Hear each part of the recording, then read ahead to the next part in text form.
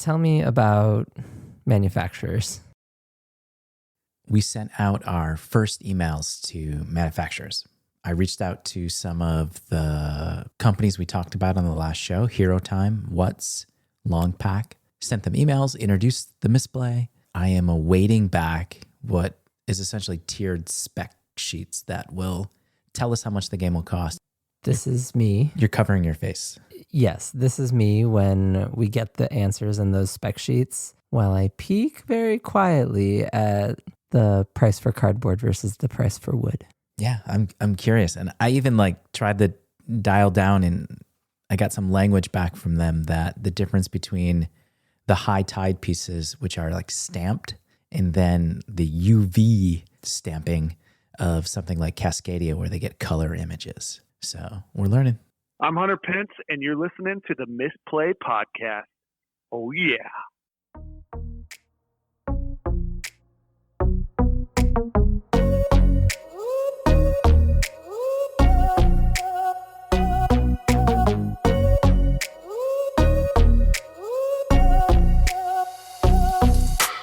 Hello, and welcome to the Misplay, where we cheat at Splendor. My name is Mark. My name is Jason. Go on. You remember Jeff? The last time we talked, I think I said I was 0-15 lifetime against Jeff. I'm currently 0-18 now. Played a few games, lost them all, but I had him. I had him at Splendor the other day. You know, one of the things that Splendor reminds me of our game is you're kind of just locked away doing your own thing. You're not really interacting with other people at the table, which is always something I wish we could change. But I'm just doing my own thing. I don't know if I'm going to win. And then I realize I'm going to win. I've got this. Well, at the same time, I'm also thinking, how do I block Jeff? How do I stop him from getting the last points that he's going to need in Splendor? And then I look down and I see a card he's going to want. I can see the tokens that he has, he's got 4 green and 2 blue, and what's he going to buy? So I'm just I'm just going to block it. So I pick it up along with the gold chip, and then I look at my cards, and I realize you're only ever supposed to have 3 cards in your hand. Well, something has happened, and now I have 4 cards in my hand. I've already taken my turn. They're taking their next turn, and I was going to win on the next turn. I was just picking up a card just to do something. I could have taken 3 chips if I wanted. I just needed 1 token. Didn't matter if I took a gold or I actually took the color I needed. So I had 4 cards in my hand. You can't do that. Now, to my credit, I was honest about it. When it got back to me, I said, I would have won the game, but I cheated. Jeff goes on to win. It's sad. I think it's better to be 0-18 than 1-17 with a cheater, pumpkin eater asterisk. Is that what you call it? You're such a kid. It's a family-friendly show. Cheater, pumpkin eater? Is that what you said? Yeah. It's not me. I'm not a cheater. I fully believe it was an accidental thing. It was totally an accidental thing, but here we are. If the big news is we're talking to manufacturers. Right. And we're waiting. Right.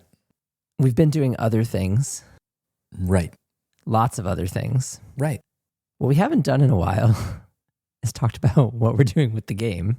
Yes. So let's talk about that. We have a list of things that we're going to be working on to put the finishing touches on the presentation of the game, whether it's what patterns we're playing with as constellations, whether it's what the shared pool is going to be ultimately. There's small things that we're still working on, even though we've kind of locked in the mechanics. And last time we got to sit down to work together, we got to sit down and really work on the pattern question. We had a lovely talk about our patterns in the constellations and made some good progress. Why don't we start there? And we will. But before we do, this week's episode is brought to you by Casually Calyx. Casually Calyx is a YouTube channel where you can expect to find fantastic IKEA Calyx themed videos, like the top 3 color options for the Calyx, or the top 5 alternatives to the Calyx. Trick question mark? Of course, there is no alternative. You buy a Calyx to store your board games. Nothing but IKEA Calyx content over at Casually Calyx. Want to learn how to build a Calyx without cursing? They got you. Want to pair your Calyx with a plant or an interior wall paint? They got you. Give Casually Calyx a view at Board Game Casual on YouTube at Board Game Casual channel. I see they hit it big in their most recent IKEA partnership. Yeah, congrats. Congrats to formerly Board Game Casual, now Casually Catholics. Still a sponsor of the show, though. Does that mean we're going to raise our sponsorship rates? We're going to have to eventually. The Thing. Let's try different ones. I was going to say, one of the things about The Thing is I don't think we've ever done it the same way twice. No, that's our thing. It's sure a thing. Pattern work. So for the audience, Under One Sky, our board game, has you trying to find a constellation in the night sky. And there are 9 constellations in our game. We have them broken up into 3 groups. Each group goes with a star chart. So when you play, there are 3 constellations out in front of you. You're going to have one. Your playing opponent is going to have one. And then there's one that's hidden. And so we have 3 groups. We've always called them, we've had purple, yellow, and green. They have been one of the most challenging things to balance in the game. There were so many late night conversations with I'm So Bad when we were trying to balance them and create them early on. We've played with lots of different versions of these. We played when they were just 4, when they were Tetra pieces. We have tried to balance these so many different ways. And the thing I always fear, Mark, is we haven't done it right. We think we have it. I remembered a time when I reformatted them and grouped them differently, and I put them out to the team, and everybody looked at them and said, yeah, it looks good. Then like a month into that testing, we realized, no, you can't do this one. Box with a Tail is a great example because it's symmetrical. We're going to talk about that a little later today. But we've always had to kind of change our thinking about them. And we've talked about having different parameters. The one rule that has always stuck is they cannot overlap in more than 3 spaces with another pattern. That's been like the defining thing. We know that if the T and the L are on the same card, they share 4 spots. And it's not fun to play when you're both trying to build the same thing.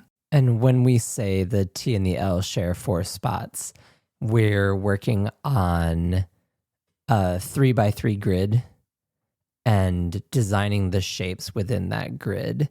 So if you were to number the grid from left to right, top to bottom, you'd have 1, 2, 3, 4, 5, 6, 7, 8, 9 slots. So the T would inhabit 1, 2, 3, 5, and 7. And the L would hold 1, 2, 3, 6, and 9. They don't line up like that because it shifts over one. It's outside of the 3x3, but it's still... that's a different problem. We've also gotten some feedback during playtesting that we should make a couple of changes. During playtesting, I've always broken them up into 3 different levels. And I actually think it's something that we should carry into the actual final game. Whenever I playtest, Mark, I always start players on the purple card. The purple card had the T, it had the staircase, and it had what I call the rocket. People have been calling it simple fish. The patterns on that card, they make a little bit more sense to people. Like the T, for example, you could play it without a standee. Once you know you're the T, we have enough experience with the letter T, with shapes, with tetras. You know what the T is. With the other patterns, you kind of need to look at it again and look at it again. And so this purple card, we've always called the beginner card. And the feedback that we got was, well, the fish, the rocket, it seems much harder to build than the staircase, than the T. So we did want to balance that out a little bit.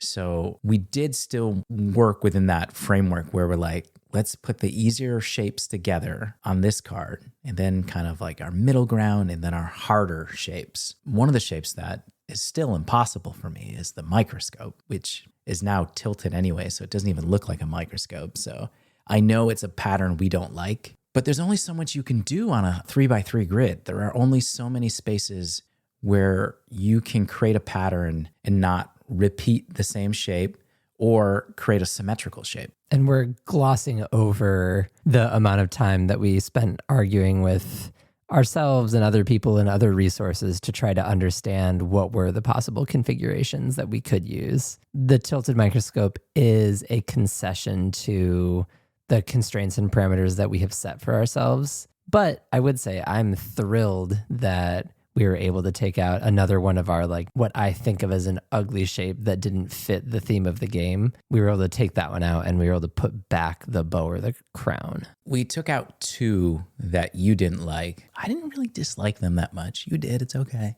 Not the hill I'm going to die on. But the shapes that came in, I do like better. So it is net positive for sure. Bringing in what we would call the bow and Space Invader. Oh, I thought we said Space Invader wasn't allowed. Or did we allow Space Invader?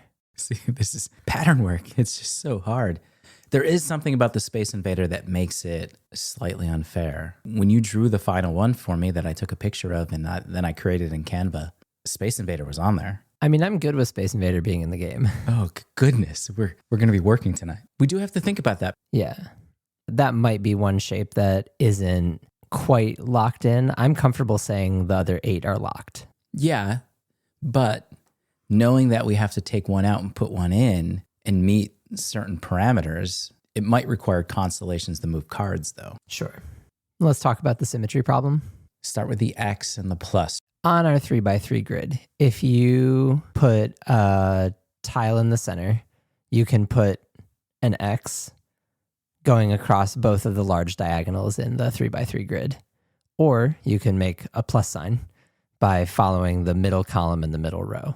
And this would not be a problem if the board did not rotate. Whenever the board rotates, every other shape that we've put in the game is in a slightly different configuration. You can imagine the T.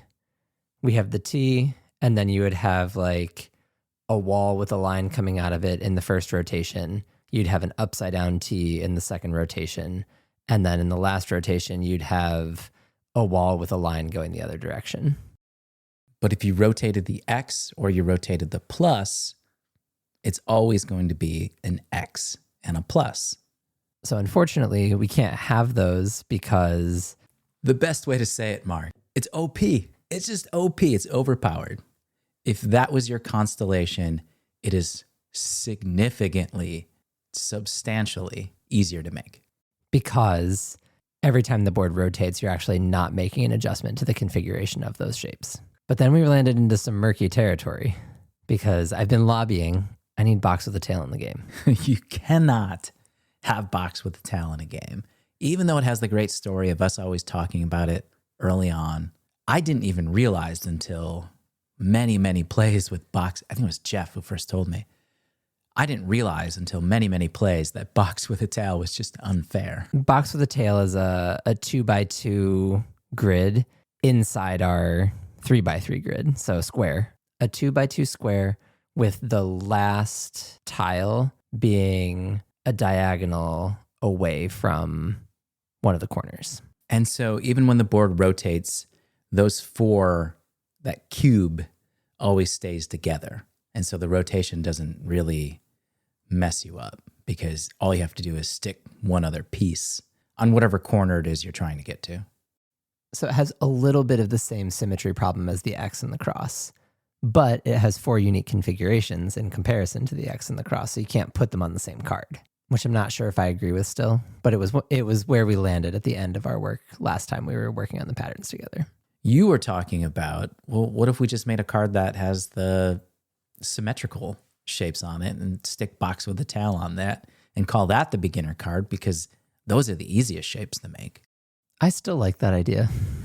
You could sell me if there were 3 symmetrical shapes that were even. There just isn't, though. There's only 2 that have full symmetry. And I mean, I think a lot of that is like my OCD looking at the card going, Well, you'd hate my offer of the Z. Well, the Z has the mirror. If you can create one that has the mirror where it's the same pattern in 2 rotations. So whenever it's at 0 degrees, it's also at the same thing at 180. It has a mirror. If there were 2 other shapes that have the mirror, I could get behind that.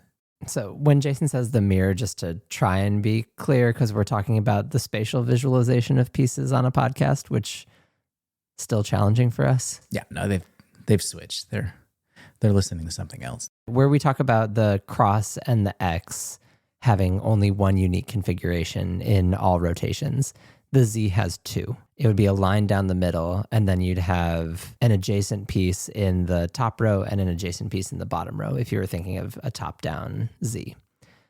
When you move that into rotation, in the first rotation, you have a new configuration.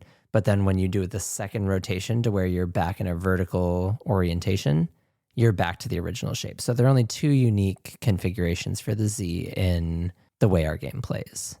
But two unique rotations is more than one, and Jason didn't like the idea of putting the Z with the cross and the X as the beginner card either. Throw me under the bus. I'm just saying, like, we have previously talked about relaxing our criteria for what is necessary to make a successful constellation card. And I think you could afford to be more flexible on the beginner card, even if it's a little bit asymmetrical. The patterns are so pretty. Like the Z, the cross, and the X, and I think box with a tail are like very aesthetically pleasing and very much fit the theme of the game. There's an argument to be made there, and I am eagerly awaiting what Discord is going to say to me. We're putting it into your hands, Discord. Will there be a fourth star chart? As I said before, we put a lot of time into getting the patterns we have on the cards grouped in a way that we have, and we're about to make some changes. I want to say the ones we've been using for the last couple of months in playtesting, not only do those, so let's just take one card. Let's take the purple card we've been talking about, the T, the staircase, and the fish. I believe not only are those never sharing three spaces with one another, I believe that is true in every rotation. And what I mean by that is, let's say the T stays as a normal T, and then you rotate the other two. You rotate the staircase and you rotate the fish through all four of their possible orientations. They will never overlap three. I don't know if what we did the other day, that holds true. It holds true in the way that we're looking at them and the way that we've got them mapped on the card, but we haven't done the work to make sure. Now, that was one of the things I thought I was really proud of. And again, there could still be mistakes. That on all three of those cards, I managed to do that. And that's why those 9 patterns exist. And the bow was not in the game because I could not get the bow to work with so many other patterns, which we both agree the bow is like the most beautiful shape. I don't think we've done the thing we still have to do to just make sure. Or you could say, Jason, those requirements don't have to exist. They just exist in your head. As long as in the final orientation, the way you look at the constellations, that it doesn't matter that if when one shape is how it should be and the other shape isn't how it should be, but shares 4 spots, then there's a problem. I don't know if that's clear to a podcast audience right now. Is it clear to you what I'm saying? I know what you're saying because I've been in the room when we've had those conversations. Summary for listeners, just in case, because it's hard for me to visualize, and I remember making attempts at meeting the criteria that you're describing and how it does become prohibitive. For our listeners, I would say if the thing to take away from this is exactly what Jason said, where we have set a criteria that we met with the previous iteration of the patterns. In the version that we just designed, we haven't tested to see if we meet all of the criteria that we established for the previous set of patterns. I personally have been of the opinion since the conversation came up that I don't think you have to have this specific criteria that you're talking about, because I think of the game in terms of number of moves that I would need to execute in order to get there on my pattern, not the way that it lives in an abstract way, because the patterns will always be in that relationship to each other. And so it's about the number of moves required to get there. And so I think by having the criteria that we used here, where we're not checking that last criteria in this new configuration, we meet the tile overlap requirement in all 3 star charts, which translates to if you were looking in a different configuration between 2 patterns, like a vertical orientation and a horizontal orientation between 2 different patterns on that chart, you're already moves away in terms of how many turns it would take in the game. For me, that criteria is too prohibitive because I like this new set of star charts much better than the previous one. I feel like when Discord hears that, they're going to go, yeah, that's really good rationale that Mark has. I can already see them chiming in.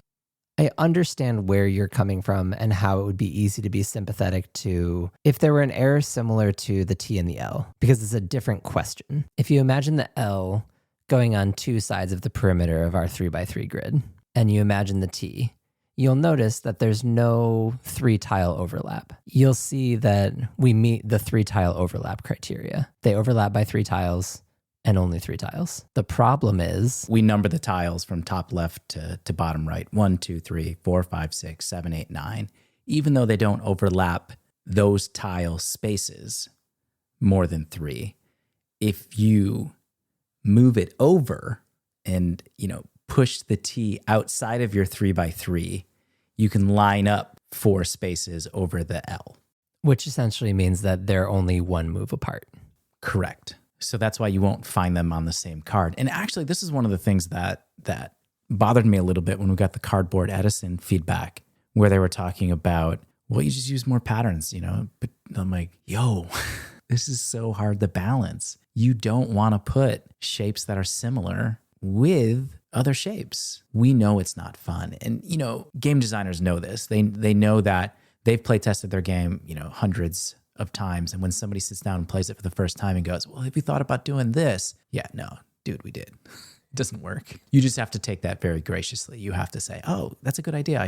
I will try that. Or I can say, yeah, that is something we tried and it didn't work. Let it go. Let it go. The patterns never bothered me anyway. I don't know if that's the tune. You're asking the wrong person. I've never seen the movie. Well, I mean, if I am singing, it is the wrong tune. Auto-tune could not correct me. That's how far off I am. So pattern work is important. We have made it a priority, especially for the art, because that's something that has to get done in the next couple of weeks. So that's why we've been pushing the pattern work forward and doing that first. We should take one more really close look at it. Maybe have I Am So Bad take a look at it. He's caught my errors many a times. And then we're going to have to lock it in for now. It's something that we can change in the future if something is wrong. We don't need to have that perfect until the game is set to... Till we box it and ship it. Till we box it and ship it. But we'd like to know now, because we're going to take all of these constellations, get them printed, and get a demo box ready for Gen Con. We're hoping when we go to Gen Con, we're going to have, a box that looks like what the box is going to be with pieces that look like what the pieces are going to be. That's the goal. I think we're well on our way. I think we're going to meet the Gen Con deadline. I was really trying hard to get the KublaCon deadline, which is in May, and then the Bay Area Protospiel, which is in June. I think we hit that one. I think the May one's going to be tough. Going to do my best. I have faith in you, boss. The other thing... That was creepy.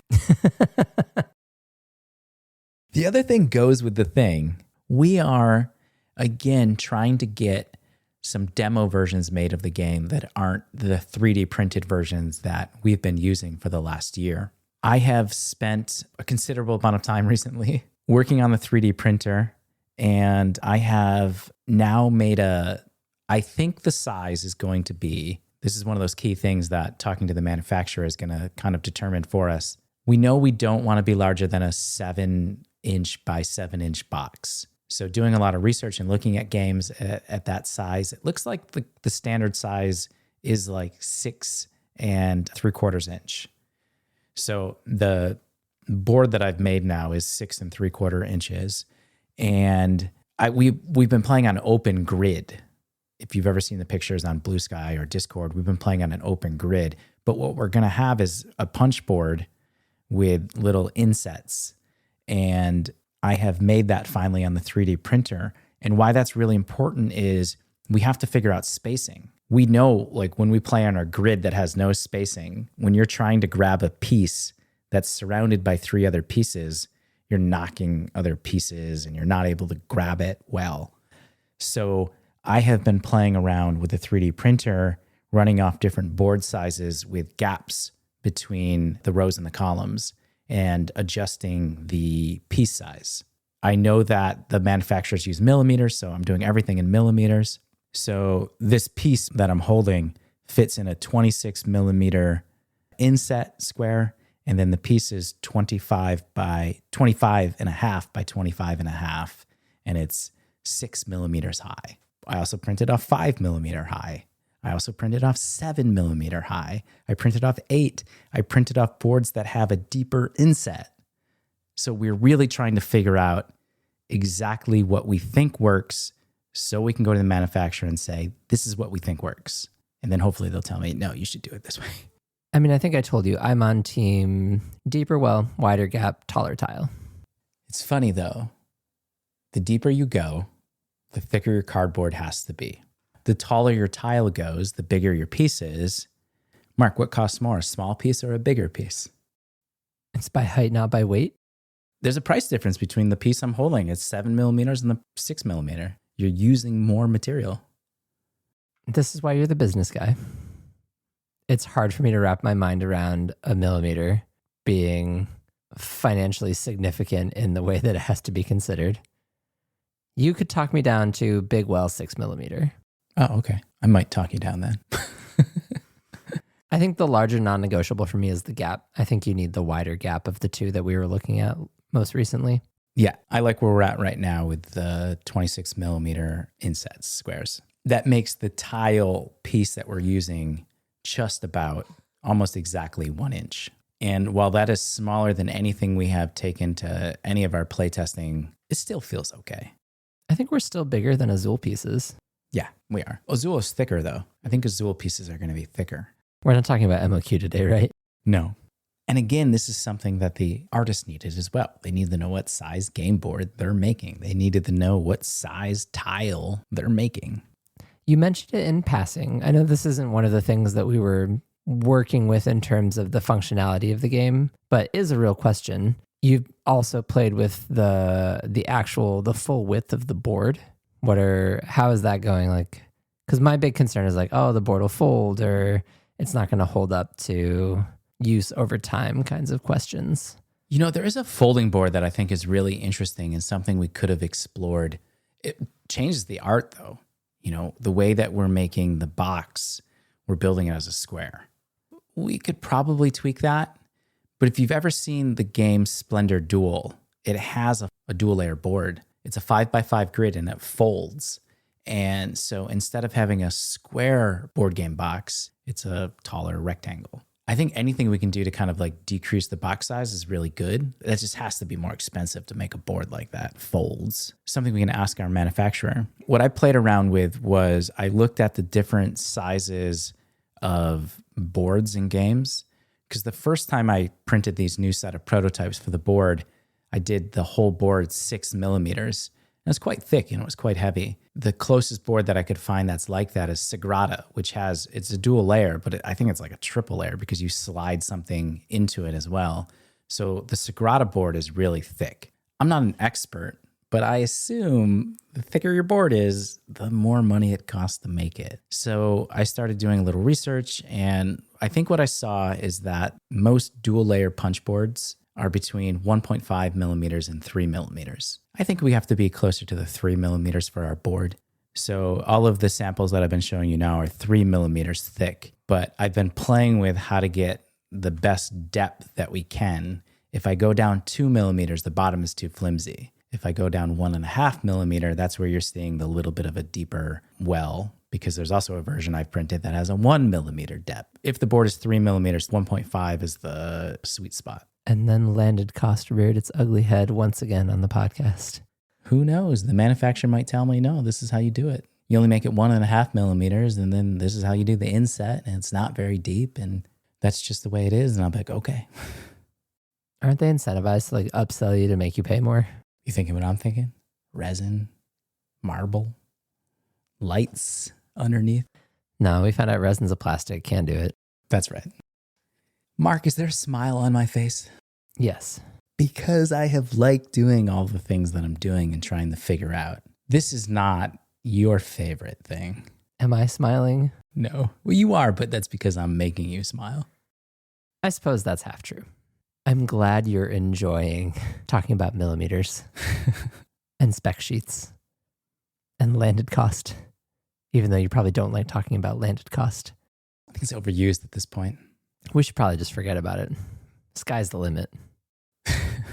No, you know what I've been thinking about is shipping and fulfillment. And are we going to hire a company that works in between and we ship it to them and then they ship it out to our backers? Or are we just going to ship everything to us and then we do it out of my garage? I need you to buy like a mailing package. I need you to look into the Pirate Ship. It's a website. There's so much we have to learn still. I'm on team put it all in your garage. All the joking aside, and my personal aversion to business things, I do think it is cool to watch step by step as the game moves from concept, 3D printed prototype, online playingcards.io playtesting room, seeing the game move towards a thing that will be in a box is something that I think is cool. Well, that's good. I'm going to need you to buy like 50 copies though. I was waiting for you to say box it, ship it. I will buy 2. That's it? You're only going to buy 2 copies of our game? Well, I'm investing by paying for the buying it, so. That's true. You are going to buy about 1,000 copies. That'll have to be another episode, yeah. That will be. I mean, distribution, there's so many things to talk about. I take it all back. We should just be pitching publishers. That's a great idea. Have them box it and ship it. The Misplay podcast is brought to you by Howley Boy Games. Consider donating at buymeacoffee.com/themisplay. We express our humble gratitude and recognize any level of support here on our list of sponsors. If you'd like to become a featured sponsor of the show, find our form at themisplay.com/sponsors. I think it'll fit. I mean, would 1,000 games fit? How many pallets is that? Whoa. That's a question. I thought we weren't going to talk about MOQ. He's going to give me a heart attack on the show, everybody.